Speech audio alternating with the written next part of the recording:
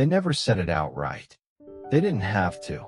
It was in the way conversations stopped when I walked in the jokes they told about me, never to me, in the sighs when someone asked, "So, what are you doing these days?" In my family, success was loud, and I was silent. They called me the unsuccessful one, and I let them. Every family has roles. There was my cousin, the golden child.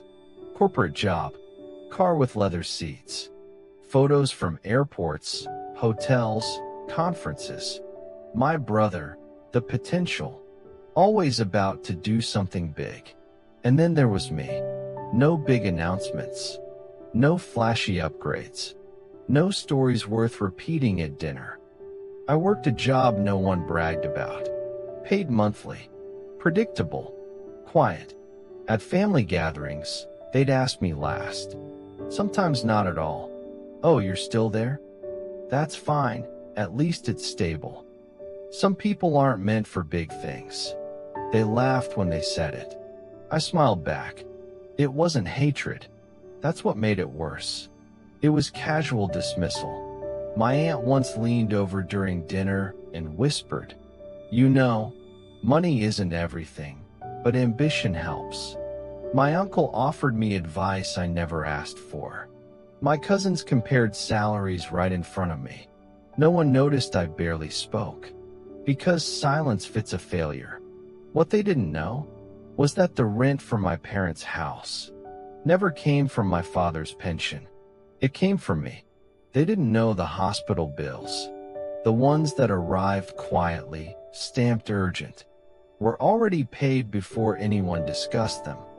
They didn't know the debts that somehow disappeared were cleared in installments I never mentioned. Every month, money left my account and entered lives that never thanked me.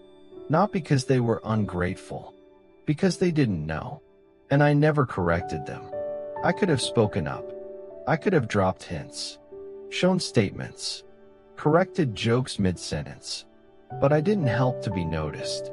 I helped because someone had to, because pride doesn't pay electricity bills, and explanations don't stop late fees.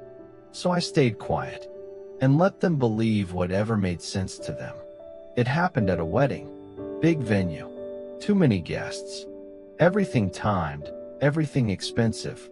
Halfway through the evening, someone realized something was wrong.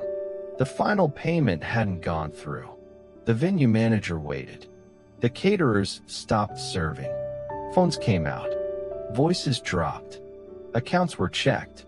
Cards declined. Excuses formed. Panic spread quietly. The kind that doesn't scream, but suffocates. I stood up. Not dramatically, not emotionally, just practically. I walked to the desk, asked for the amount, opened my phone, transferred the money. No announcement, no speech, just a confirmation beep. The manager nodded and walked away. The music resumed. People stared. Someone asked, "Where did that come from?" So I showed them, not to prove anything, just to explain. Questions followed, and answers stacked up. The rent receipts, the hospital transfers, the debt closures, years of quiet responsibility, laid out in timestamps and transaction IDs. The room changed. Not applause, silence, the kind that happens when a story collapses. No one knew where to look.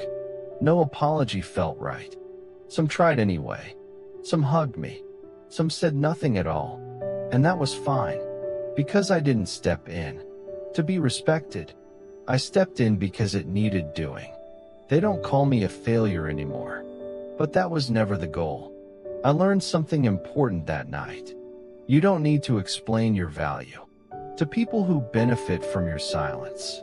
Sometimes, the strongest thing you can do is carry everything and still walk quietly.